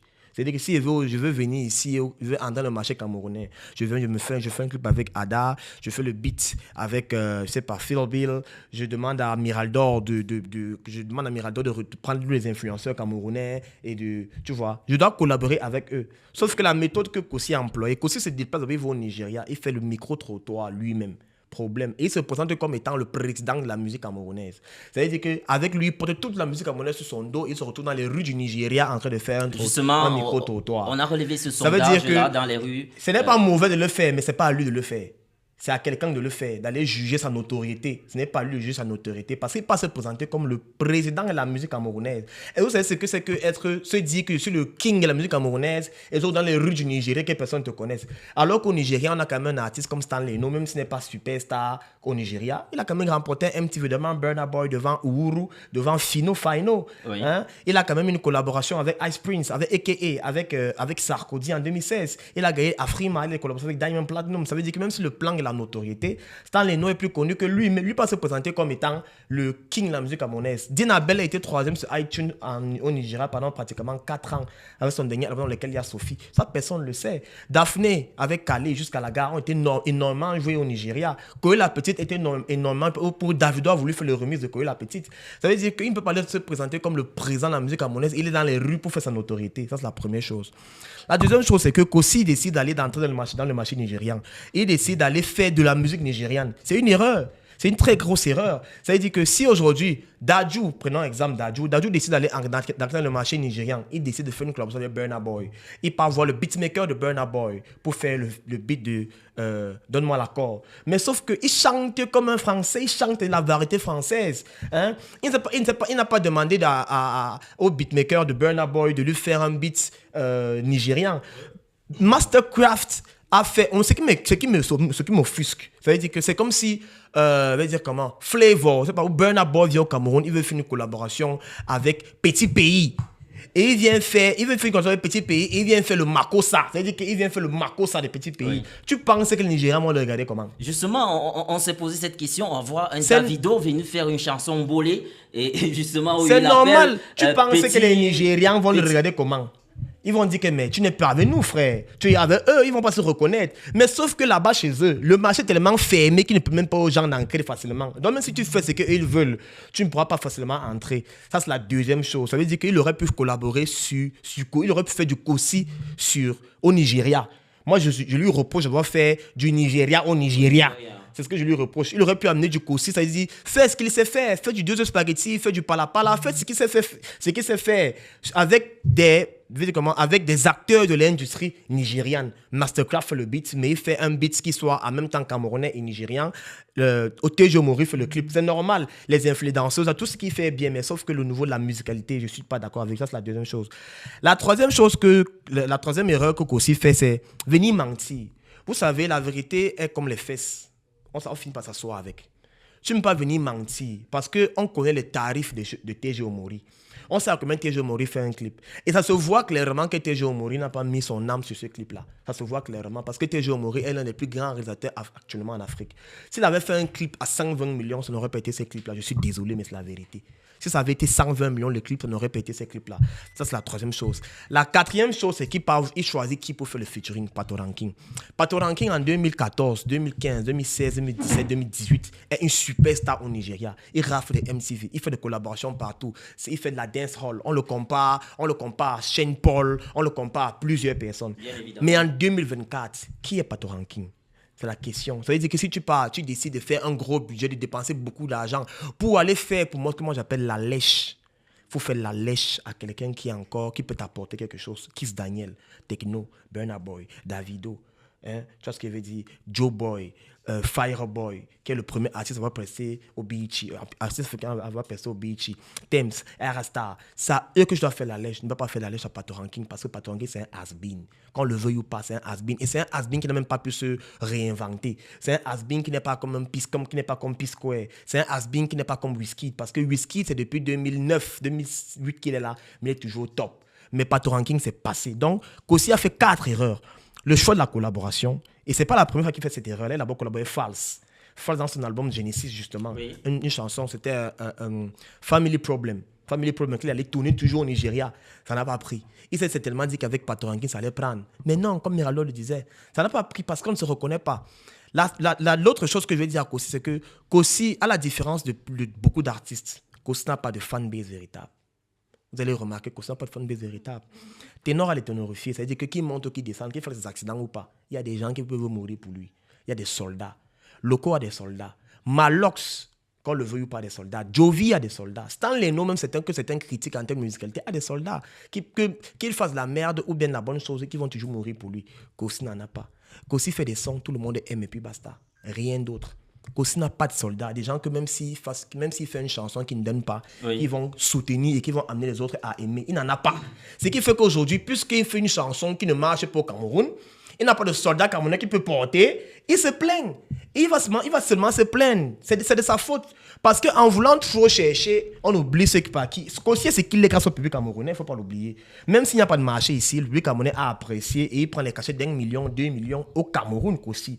Maintenant, donc, en voulant prendre ce marché, il fait ces 4 erreurs que j'ai citées plus haut. Et ça donne le résultat de Crédit à l'aide. Ça donne 850 000 vues avec Patoranking, avec un budget énorme, avec même une résidence qu'il a déjà pris.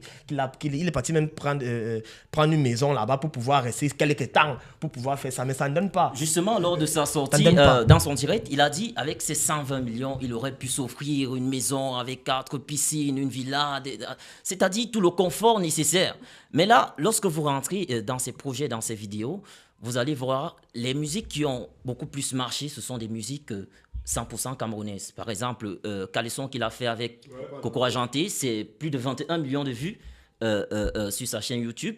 Il y a Deux Espariti. Deux Espariti, c'est plus de 14 millions de vues sur YouTube. Il y a le featuring avec Ténor. Le featuring avec Ténor Banancé qui a plus de 10 millions de vues sur YouTube. Vous voyez, les collaborations justement avec des artistes camerounais ont beaucoup plus marché. Mais là, on doit, comme Miraldor, tu l'as souligné, un artiste est celui-là qui doit explorer l'univers musical à travers le monde, pas seulement dans sa zone de confort.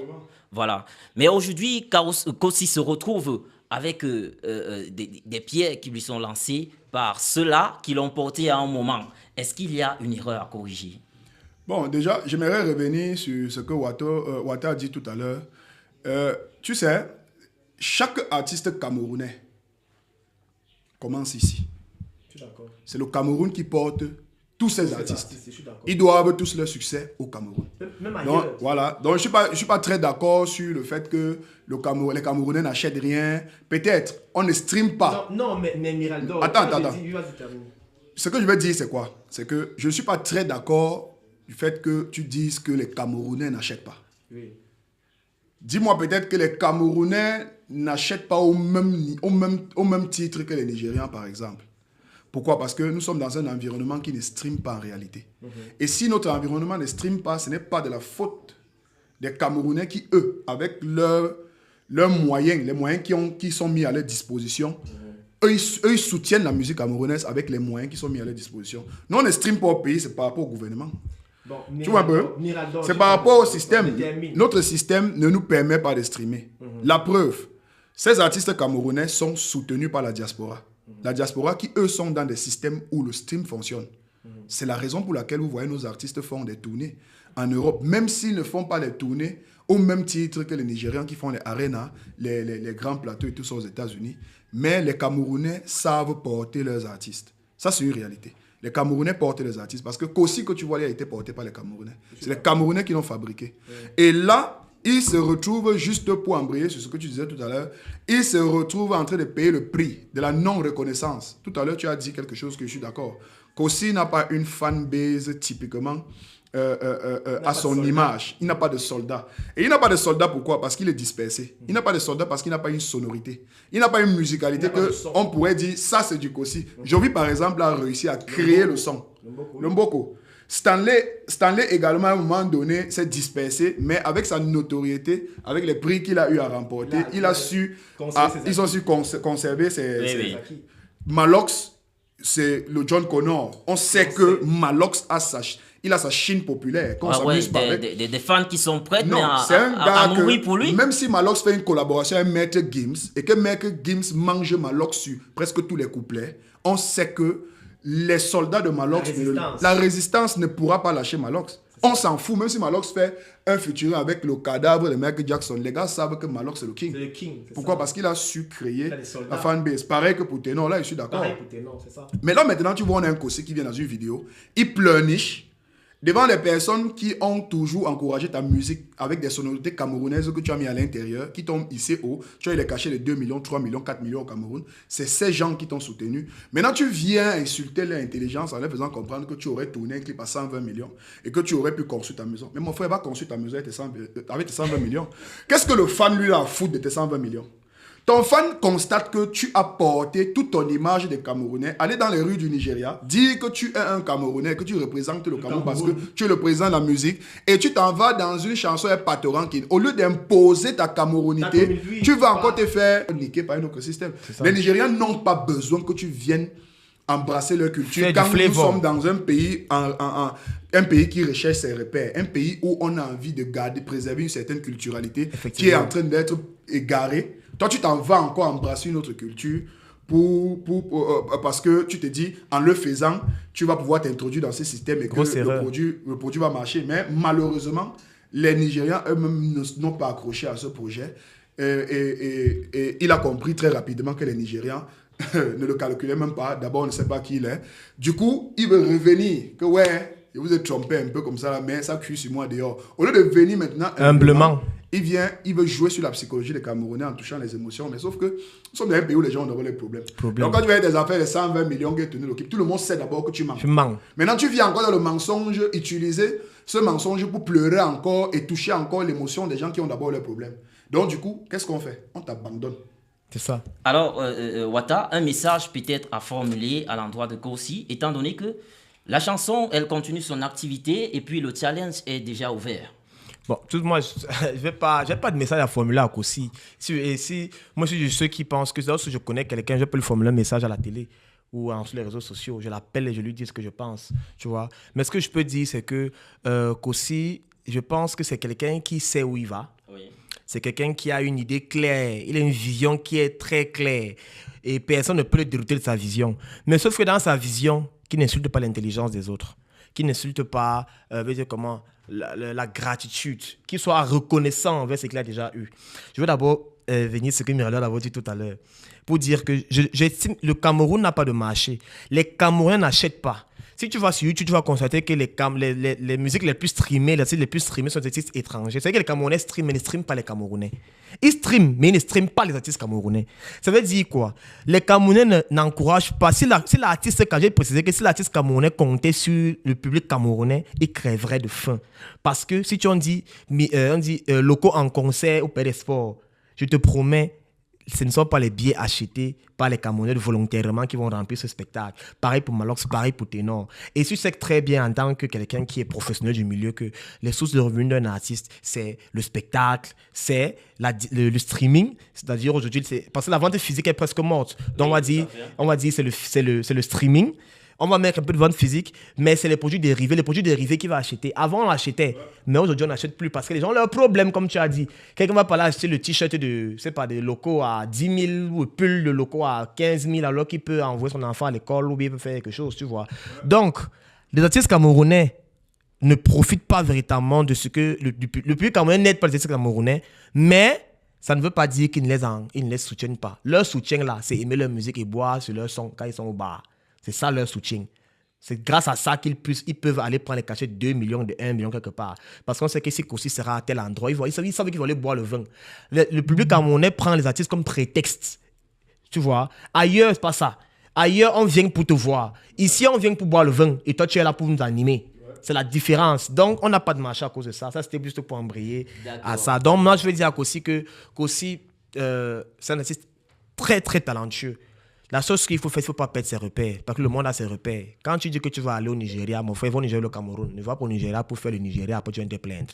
Donc, vraiment, la prochaine fois que tu vas te plaindre comme ça sur Internet, vraiment, cette fois-ci, on t'a même beaucoup pardonné. Les influenceurs ne sont même pas sortis sur toi. Parce qu'on a vu que c'était un événement. Wata, Oui. dis-moi un peu. Oui. Comment est-ce que tu suis l'idole, n'est-ce pas? Bien sûr. Comment l'idole fait à chaque fois qu'elle organise ses événements dans les différents centres culturels comme français et tout ça? Pourquoi lorsque cette jeune fille organise ces événements, ça marche? Pourquoi ça marche? Parce qu'elle est proche de la communauté. Le problème avec nos artistes camerounais, c'est qu'ils sont paresseux. Ils ne mûrissent pas assez leur projet. Regardez bien la démarche de cette jeune fille. Elle est très talentueuse. Si on dépose le paquet sur l'idole, et il y en a comme ça là, des dizaines de jeunes qui ont cette capacité de pouvoir créer une personnalité qui perdure, qui puisse transcender. On a même oublié de citer l'idole parmi les gens qui ont les soldats aussi. Bien sûr, l'idole a des soldats. Oui. Tu comprends un peu? Elle a créé ça. Oui. Elle a créé ça avec peu de moyens. Elle n'a pas besoin d'inventer une affaire de 120 millions pour créer ça, non. Et elle a pris le temps de travailler. Elle slame depuis. Et elle a su se métamorphoser à chaque fois pour faire plaisir à ces fans-là. Oui. À chaque fois que cette petite organise un événement quelque part. C'est toujours plein. C'est toujours plein. Mais le problème, c'est que quand vous voyez Kosi est très talentueux. Et je pense que s'il me regarde en ce moment, certainement il va tomber là-dessus. Un membre de son équipe va certainement lui envoyer le lien. Mon frère, tu as un talent. Et il est temps pour toi de créer déjà tes soldats à toi. Des gens capables de défendre ta musique. C'est ça. Et tu dois déjà apprendre, et tu dois déjà comprendre qu'il est temps pour toi de créer ta sonorité. C'est ça. Lorsqu'on arrive au Nigeria, on a du Burna Boy, on a du Wizkid, on a du Davido. On a du Davido. On a du techno. Timaya, du techno. On a du flavor. Oui. Et ce que, toute la parenthèse, ce que Kossi a fait par Ranking là, Oui. c'est du flavor. C'est du flavor. Zamou, Oui. neni, ma, Oui. neni, ah, neni, neni, ah. Ça- Alors, et vous savez, Mirador, attends, pour donc c'est le- chuter, on peut- Oui, pour chuter dans ce que j'étais en train de sortons dire, de- c'est que nous tous, on le sait, qu'aussi dans plusieurs de ses chansons, a toujours eu des tendances à vouloir sampler. Oui. Il est toujours en train de sampler les sonorités des autres. Pourtant, il est rempli de talent. C'est talent. un génie en réalité. Non, c'est un génie. Mais un génie dispersé. Kossi, c'est un génie. Donc, il faut C'est un qu'il se génie. recampe un peu C'est un et génie. qu'il trouve sa voix pour pouvoir avoir une certaine sonorité qui sera respectable. Au lieu de venir pleurnicher, par exemple. Oui. Donc, Alors, Mirador, le Mbolé peut-être aurait bien marché pour la réussite de ce projet. bien sûr, Alors, bien sûr. ok. Il a Tout à l'heure- fait du mbolé dans 2 spaghettis. D'accord, deux d'accord. spaghettis. Je vous propose tout à l'heure qu'on se lâche sur une thématique Mbolé parce que le Mbolé est une identité culturelle qui s'impose au fur et à mesure aujourd'hui au Cameroun. Africa, mon Afrique, terre de mes ancêtres. Africa, mon Afrique.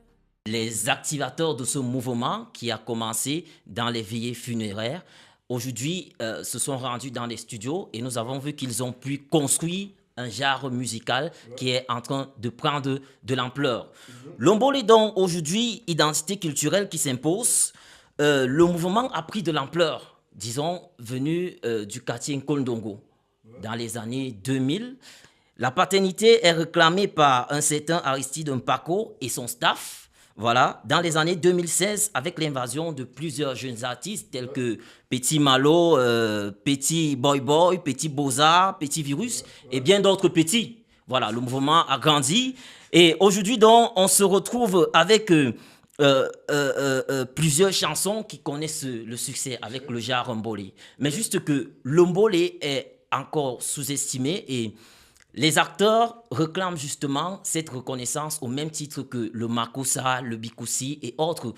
On les appelle toujours pour intervenir de façon complémentaire, mais pas de façon égalitaire. Quelle est la solution en fait? Est-ce que le Mbolé a encore du chemin à faire ou alors on peut déjà parler d'une certaine maturité de ce mouvement?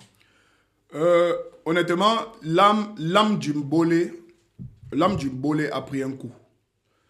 Vous savez, lorsque on ne manque pas avec l'art, on ne manque pas. Lorsque vous manquez avec l'œuvre de l'esprit, c'est le karma qui vous suit après. Vous voyez par exemple, les pères du Mbolé, les pères fondateurs du Mbolé que moi je connais, c'est Massingang, Paco, Bertrand Loïc. Voilà les pères fondateurs du Mbolé. Mais qui jusqu'ici sont un peu banalisés. Parce que vous voyez ceux qui sont mis en avant, ceux qui sont au devant de la scène, qui ont récupéré et même volé ce concept des pères fondateurs et sont venus présenter cela à la télé en se faisant passer entre guillemets comme les précurseurs de ce mouvement-là, ont tué l'âme du Mbolé. Pour certains en disant que non, les porteurs du Mbolé sont des voyous, des délinquants, à l'instar de Paco qui est toujours considéré comme quelqu'un de déréglé. Pourtant, on le sait très bien que Tupac était un déréglé, mais le hip-hop aujourd'hui repose sur lui. On le sait très bien que chez nous, au Cameroun, les Zanzibar, c'était les déréglés. Un artiste, c'est un fou, c'est pas quelqu'un qui doit être normal. Donc, est-ce qu'on devrait délaisser les pères fondateurs d'un mouvement parce que certaines personnes estiment qu'ils n'ont pas assez de carrure, ils n'ont pas un certain charisme pour représenter la chose, pourtant c'est eux qui l'ont fondé. Si on le faisait dans le Makossa allait être mort il y a de cela longtemps. Regardez bien dans le Makossa, dans le Bikoussi, dans le Mangambe, dans le Bensekin. On a toujours rendu hommage aux pères fondateurs, à ceux qui ont fait. On leur a toujours donné hommage. Mais dans le Mbolé, comme c'est une musique qui est considérée comme être une musique de la délinquance juvénile et des stupéfiants, on a toujours à l'intérieur des brebis galeuses qui à chaque fois veulent ternir l'image des pères fondateurs. Vous ne pouvez pas décoller. C'est pour ça que cette musique, elle est bonne. Elle est tellement... Pour moi, c'est même le rythme qu'on devrait adopter même pour identifier le Cameroun à l'extérieur. Parce qu'à travers elle, on peut tellement créer des choses avec ce Mbolé. Mais son âme, elle a une mauvaise âme. Et il faudrait qu'on repasse ça. Et le Makossa et les autres rythmes du pays sont en train de prendre le même coup. Vous voyez par exemple le Makossa. Posons-nous la question. Qu'est-ce que le Makossa va devenir dans 20 ans? Regardez par exemple les élèves des petits pays, tous ces enfants qu'il a eu à former là, ils sont en train de former qui? La relève, c'est qui? D'ici 20 ans, la génération qui vient ici, ils vont écouter les Nicki Minaj. Si le Makossa n'était pas assez puissant pour pouvoir transcender toutes ces générations-là jusqu'à résister, c'est parce que c'est tellement puissant et tellement fort. Sinon, ça aurait disparu depuis parce que vous voyez tout ce qui se passe dans ce monde du Makossa là où finalement il n'y a pas de relais. Il n'y a pas oui, il n'y a pas de... Vous voyez, par exemple, dans le Makossa aujourd'hui, on n'a pas la relève. C'est ce que je voulais dire. En fait, il n'y a pas de relève. Comment est-ce qu'on prépare la relève? Justement parce que on ne veut pas respecter les pères fondateurs. Parce que c'est les pères fondateurs qui ont des codes naturels du genre. Oui. Et ceux qui ont les codes naturels du genre Mbolé aujourd'hui au Cameroun, c'est les Mpako, c'est les Massingang, c'est les Bertrand Loïc. Et jusqu'ici, tous ces enfants qui sont en train de s'embrouiller sur des beats réalisés par assistance ordinateur, là, sont à chaque fois en train de diluer même la substance réelle du véritable Mbolé que nous connaissons dans les veillées, par exemple. Aujourd'hui, il n'y a pas de playlist sans une chanson Mbolé. Le mouvement est en train de grandir et il y a des chansons dans ce mouvement qui ont remporté des différents prix, à l'instar de Tchap Tchap d'Api, Api des Foulans, le car qui part de Difto le Russe. Les sonorités se sont améliorées. Miraldor l'a relevé tout à l'heure. En dehors des instruments traditionnels qu'on connaît, il y a eu le piano qui s'est ajouté et maintenant le djembé est resté l'instrument phare de ce mouvement. Les chansons ont été modernisées à travers les beats assistés par ordinateur. Voilà. Cependant, les artistes de ce mouvement ont toujours quelque chose en moins, disons, par rapport aux autres, une considération en moins. Et dans la plupart des cas, on voit qu'il n'y a pas de femmes qui s'investissent vraiment dans ce genre musical. Peut-être, dit-on souvent, il y a un volet qu'il faut évoquer, c'est le côté effrayant de ce mouvement qui consiste, en fait, c'est ce qu'on nous fait croire, qu'il faut forcément prendre des solutions fortes pour pouvoir pratiquer ce genre musical. Wata. Moi, je pense qu'il faut donner du temps au Mbolé. Il faut lui donner du temps. Le hip-hop a eu 50 ans en 2023. Autant des MC Hammer, des NWA, des Dr. Dre, des Ice Cube, avant des Tupac et tout. Il n'y avait pas de femmes qui faisaient le hip-hop. Il n'y avait pas de femmes qui faisaient le hip-hop. Il n'y avait pas de femmes qui faisaient le rap. Je pense que les premiers rappeurs sont venus avec les Eevee, avec Bad Boy Record en 2002-2003. Donc, je pense qu'il faudrait juste donner du temps au Mbolé. Et en 2003, là, ça faisait pratiquement près de 10 ans que le hip-hop existait. Donc, il faut donner du temps au Mbolé. Ça fait même pas plus de 10 ans, ça fait plus de 20 ans que le hip-hop existait. Il faut donner du temps au Mbolé pour les femmes. Maintenant, donc, je vais revenir sur ce que Miraldor disait tout à l'heure. Je suis d'accord avec toi en partie. Et l'autre partie veut aussi dire que le Mbolé a un problème. Le Mbolé souffre de la musicalité. Ce rythme n'a pas de musicalité. Le Mbolé est un style de musique où on chante, où on parle, c'est un parle-chant. C'est-à-dire qu'on parle sur le beat. Tu vois, c'est pas une musicalité qui est terminée. Et je pense que une fois, j'ai eu à discuter ça avec Ruben Binam, qui est un musicien également. On a essayé de décrypter un peu les sons du petit virus, les sons des petits malos, des petits beaux-arts. Le Mbolé est un rythme de musique, d'animation, sur lequel les acteurs parlent sur du chant. Oui. C'est pour ça que ça ne correspond pas à la musicalité mondiale. Ça veut dire que si tu amènes ça... Mais il n'y a pas de différence avec le hip-hop, puisque le hip-hop vient justement aussi des quartiers Sauf que précaires. je ne parle pas du fait, je ne parle pas de la naissance du Mbolé. Je parle de la musicalité. Je vais venir sur la naissance après. Je parle de la musique, uniquement la musicalité. Parce que c'est la musicalité qui voyage dans le monde. On ne veut pas savoir là où ton rythme est né. Il faudrait que lorsque Quincy Jones écoute ça, qu'il puisse jouer les notes du Mbolé avec sa guitare. Sauf que ça ne correspond à aucune note internationale en termes de musique. Oui. C'est ça le problème. Elle doit d'abord aboutir. Lorsqu'elle va aboutir, on pourra parler de ça comme un véritable rythme. C'est la première chose, c'est la deuxième chose. La troisième chose maintenant, le fait qu'il y ait des réticences et qu'il y ait qu'on sous-estime un peu les acteurs du Mbolé, ce n'est pas forcément parce que ça vient des quartiers, c'est parce que le système ne permet pas simplement que le Mbolé puisse éclore. Lorsque le hip-hop naît, le hip-hop est né des quartiers et des revendications, du fait qu'il y avait les bavures policières, du fait qu'il y avait... Effectivement. Parce que le hip-hop naît, c'est un DJ qui crée le hip-hop sur la musique soul et country. Il mixe en boîte de nuit et il mixe sur un son qui commence à faire du hip-hop. C'est ce mixage-là qui fait en sorte que le hip-hop naisse. Moi, j'ai vu ça dans un documentaire et ça fait des années que je faisais des recherches parce que je voulais faire un document sur la naissance du hip-hop. Donc, ce n'est pas parce que le Mbolé est né dans les sous-quartiers qu'il est stupéfiant que les gens ne sont pas sur ça. C'est juste parce que le rythme n'est pas encore abouti. Le rythme est nouveau, on ne va pas forcer comme le Mbolé, ça fait 20 ans que c'est là. C'est nouveau, donnons-lui du temps. Et maintenant, ça vient tomber dans une conjoncture qui n'est pas favorable. Le Cameroun, vraiment, actuellement, a beaucoup d'autres problèmes que le Mbolé. Vous voyez ce que je veux dire? Les gens font, il y a beaucoup. Et la mentalité des acteurs du Mbolé. La mentalité, à l'époque, le Makossa a pu, comme Mirador le disait brillamment, le Makossa a transcendé les générations grâce à la mentalité des acteurs du Makossa. Vous voyez ce que je veux dire? Mais les acteurs du Mbolé n'ont pas de mentalité qui puisse permettre qu'ils puissent même aboutir même à quelque chose. Parce que il suffit que tu sois écouté en Vogada, dans ta tête, tu dis que c'est du Asta.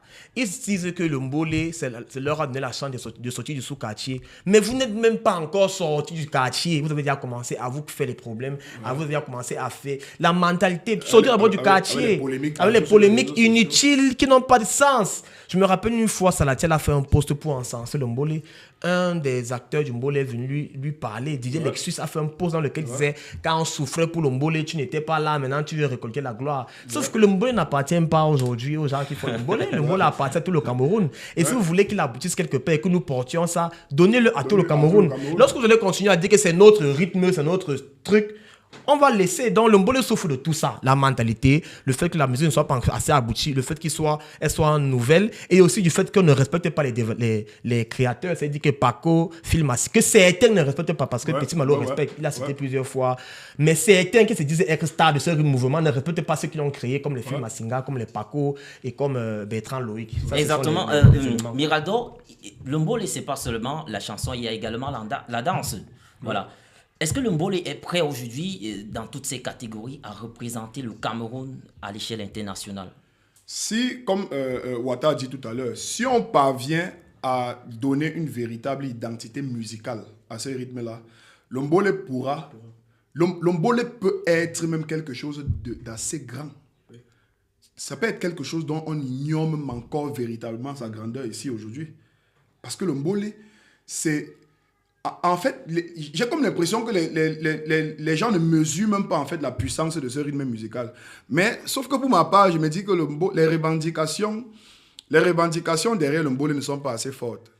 À l'époque, avec le hip-hop, les revendications étaient très connues. Tu vois, les revendications étaient connues depuis. Et on peut parler donc, voilà, un manque de solidarité. Justement, non seulement un manque de solidarité, et puis le fondement, c'est-à-dire que le Mbolé, quel est le combat derrière le Mbolé? Pourquoi est-ce qu'on aimerait que le Mbolé éclore? Tout simplement parce que c'est une chanson de deuil, ou parce que c'est du tam-tam, du djembé, ou parce qu'il y a une danse derrière où on tape les coudes. C'est quoi le combat derrière? Quel est l'élément qui pourrait permettre à ce qu'on puisse porter très haut le Mbolé? Si on me dit que c'est un nouveau rythme musical camerounais, moi j'avais vous dire que bon, on met ça de côté et sauvons plutôt le Bikouti, parce qu'il n'est pas très loin de là. Si on me dit qu'il y a tellement de rythmes, il y a le Makossa, le Mangambe, le Bensikin, la Siko, le Baloum. Donc, du coup, il faudrait que même ceux qui décident de valoriser le Mbolé et de porter le Mbolé, comme il a dit tout à l'heure, soient quand même des personnes assez respectables et qu'on change un peu son orientation. Parce que, pour ma part, aujourd'hui, lorsque j'entends mon petit frère chanter le Mbolé, j'ai toujours envie de lui donner une claque. Mais tu n'es pas le seul. Tu vois un peu? Donc, il faudrait... à l'époque, c'est les étrangers qui avaient envie de donner des claques aux Noirs qui ont commencé à faire des revendications avec le hip-hop. Mais la communauté noire savait qu'il y avait un combat derrière, que c'était important que le hip-hop soit chanté. Tu vois un peu? Mais dans notre société aujourd'hui, une maman qui écoute son enfant, par exemple, je peux vendre ma mère pour le cœur, il te tape. Le dit-on souvent, le Mbolé, c'est le cousin du Big Koussi et le petit-fils du Bikoussi Oui. et le cousin du Makossa. Du Makossa. Justement, en parlant du Makossa, nous allons revenir sur une icône. Né le 12 décembre 1933, il est décédé le 24 mars 2020. Cela fait de cela un mois que nous avons commémoré cette icône. Manu Dibango n'est plus, pourtant vit à travers ses œuvres. Alors, de son vrai nom, Emmanuel Dioké Dibango, sans lui, la world music aurait pu connaître un large retard avant d'être révélé. Alors, sorti en 1972, son titre Makossa Soul s'impose vite à travers le monde entier. Ces extraits de sa musique sont copiés par certaines légendes internationales, à l'instar de Michael Jackson. Miraldo, quel enseignement le parcours de Manu Dibango devrait nous inspirer? Discipline. La discipline, ce qui manque à beaucoup de nos artistes aujourd'hui. La discipline, la résistance, le travail acharné. Moi, je pense que c'est ça.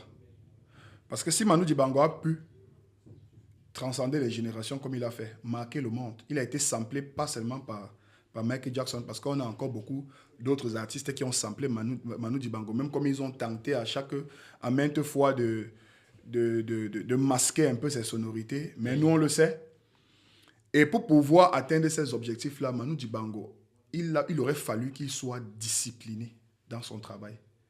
C'est-à-dire qu'il a choisi cette voie. Tac. Il est resté figé à cette voie et il a créé sa personnalité. Il a créé son style. Et aujourd'hui, il est reconnu comme une légende. Et il restera une légende. Oui. Du coup, le problème avec nos jeunes artistes, c'est qu'ils divaguent trop dans beaucoup les sens. C'est-à-dire que tu as un artiste, par exemple, il va te créer une personnalité, par exemple. Moi, j'ai envie de prendre l'exemple avec Loco. C'est vrai qu'après, on a le business qui vient parfois dénaturer un artiste. Mais si on va se rendre compte, le Loco de Margot, de Ndoutou, oui, après avoir signé avec Universal, n'était plus le même Loco. Tu vois, par exemple. Or, on a des artistes comme les Manu Dibango qui n'ont pas été impactés ni par une signature locale ou internationale. Oui. C'est-à-dire qu'ils sont restés naturels, ils sont restés eux-mêmes originaux parce qu'ils ont été disciplinés et c'est pour cela qu'aujourd'hui ils sont considérés comme des légendes. Alors, Wata, est-ce qu'il y a, on pourrait dire qu'il y a un reste de Manu Dibango dans cette nouvelle génération? Le premier reste de Manu Dibango, c'est son fils, James BKS, oui, qui pour moi est un je pèse mes mots, très bon compositeur. Moi, j'écoute ses compositions, j'écoute son album et je viens encore d'écouter la dernière collaboration qu'il vient de faire de Stanley No. Elle est magnifique, la collaboration. Moi, je parle de la composition en termes de beats. C'est vraiment un génie, James BKS, et on comprend pourquoi il est le fils de Manu Dibango. Oui, je pense à travers aussi des artistes comme Loco. Lorsqu'on écoute l'EP de Loco, Lock It Up, on se rend compte qu'il y a beaucoup de comment, je ne sais pas quel terme utiliser pour l'influence. Voilà, il y a beaucoup d'influence pour Manu Dibango dans son EP, Lock It Up, dans les titres comme Manu Love, par exemple. Manu Love, c'est carrément du Makossa, mais il a même samplé la voix, il a même la voix de Manu Dibango dans Manu Love, carrément. Donc, et Loco veut dire quelque chose de particulier en 2021, je me rappelle, m'avait dit, il a fait le tour du monde à la recherche de la musique. Il s'est rendu compte que les autres cherchent ce que nous, on a ici. Donc, il est revenu. Il a sorti l'album Era. Et si vous vous rendez compte, l'album Era est son album le plus abouti. Parce que là, il a trouvé son son. Ouais. Il a le son local. Là. Donc, si vous suivez Don't Call Me Back, vous suivez même chose, vous écoutez Bloqué, il y a toujours l'afro avec un peu de Sewe. L'afro avec un peu de Sewe. Dans toutes ses chansons dorénavant, oui. Il a trouvé son son. Et ça, c'est le travail de Manu Dibango. Parce que Manu Dibango avait réussi à vulgariser le Makossa dans une époque là où le Makossa n'était pas connu dans le monde entier. On peut dire que c'est lui qui a vraiment mis le Makossa dans les sphères de la musique dans le monde. Et il a réussi à insuffler ça à plusieurs autres, les Sidi Poko, aux gens comme les Coty François. Il a réussi à leur insuffler ce souffle makossiste-là. Oui. Et grâce à ça, même après des années et des années, comme Mirador le disait, il n'a pas dilué sa musique, il n'a pas dilué son Makossa.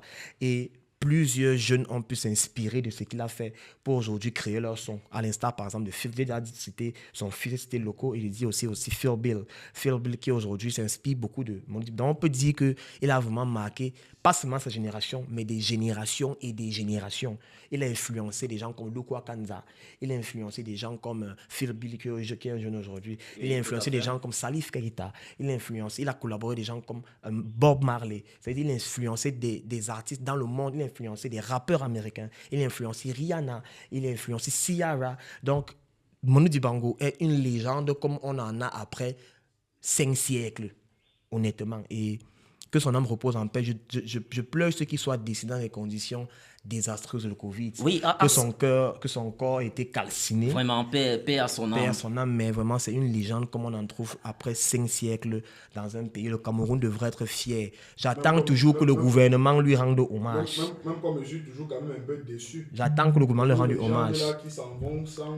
À son image, aujourd'hui, on a justement d'autres icônes qui ont porté l'image de la musique camerounaise à l'international, à l'instar de Yannick Noah, à l'instar de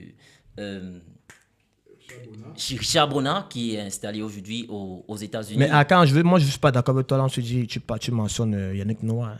Il n'a pas porté l'image de la musique camerounaise quelque part. Hein. Yannick Noah est français.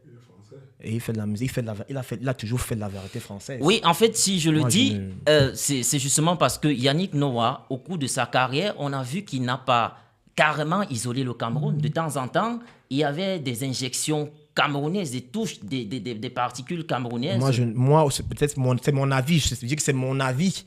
Dans ces 4 albums que j'ai écoutés, il n'y a rien de camerounais. C'est son dernier album, il a fait ça, il était déjà ici au Cameroun, qu'il y a un peu de Cameroun. Il a même tourné un clip ici, là, au Cameroun. Mais avec un réalisateur toujours qu'on ne connaît pas ici. Donc, moi, Yannick Noah, il n'a aucune attache ici. Ce n'est que maintenant là qu'il a commencé à venir. Je n'ai jamais vu un véritable spectacle, un grand spectacle d'Yannick Noah au Cameroun depuis qu'il fait la musique. C'est toujours ailleurs. Il a toujours fait les 4 albums que je connais, il a toujours fait la vérité française. Il a mis même les lyrics, c'était parfois composé par des artistes français. Par exemple, celui qui a chanté cette soirée-là, j'oublie le nom de l'artiste, c'est lui qui a composé par exemple le titre Métis de Yannick Noah. Donc, voilà, donc honnêtement, il n'a jamais collaboré avec un Camerounais. Il n'a pas collaboré avec un Camerounais, sauf même comme si il a eu à partager des plateaux avec les Têtes Brûlées, par exemple, en France. Il a eu à partager le plateau avec Manu Dibango. Il a eu à les côtoyer. Il a toujours aimé le Cameroun, mais il n'a jamais mis le Cameroun dans ses œuvres. En fait, c'est sur ce plan que je relevais cela. En fait, il n'a jamais manqué de s'identifier en tant que Camerounais, même si sur le plan professionnel, on le reconnaît en tant que Français. Il n'a jamais manqué de s'identifier. Ça, c'est vrai, il n'a jamais manqué de s'identifier en tant que Camerounais. C'est vrai. Alors, la révélation de cette semaine, c'est un jeune artiste camerounais basé en Russie. Il s'appelle Madog. Il vient de mettre sur le marché son premier album intitulé Alliance.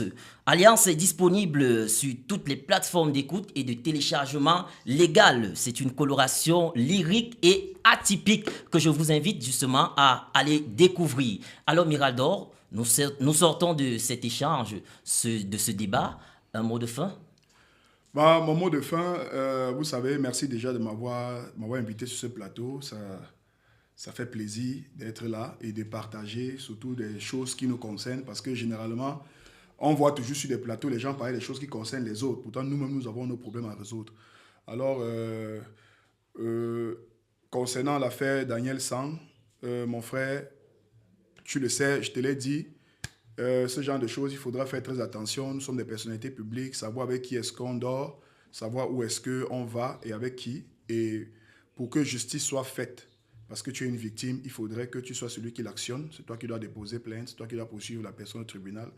En ce qui concerne nos zouk miel, moi j'aimerais voir nos jeunes sœurs faire des vidéos où elles valorisent beaucoup plus leur intelligence parce que nous sommes à l'ère de la mondialisation où l'émancipation de la femme est attendue.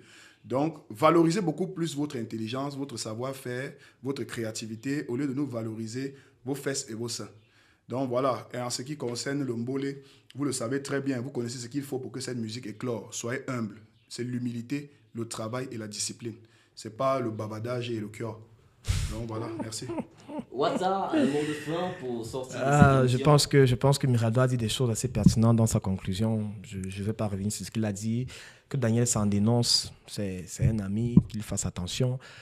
Que le Mbolé se construise davantage, voilà, et que justement il se serve de l'humilité, de la résilience, du travail, de la discipline des artistes, des légendes comme on dit Bango, pour pouvoir mieux se construire. J'invite pas seulement le Mbolo, j'invite également Kossi à faire preuve de beaucoup de résilience à l'avenir pour ses prochains projets. Merci de m'avoir invité, mais je suis content d'avoir la première fois que Mirado et moi nous faisons un plateau ensemble. On se connaît depuis des années, donc merci beaucoup. J'espère que toutes les personnes qui vont regarder, que ce soit sur Internet, que ce soit à la télé, seront satisfaits de notre échange d'aujourd'hui. D'accord. Merci à vous, chers chroniqueurs. Merci également à vous qui êtes restés connectés jusqu'à la fin. Merci à la réalisation et à tous ceux qui ont contribué à la réussite de ce premier numéro. À très bientôt. On se retrouve pour une nouvelle sortie.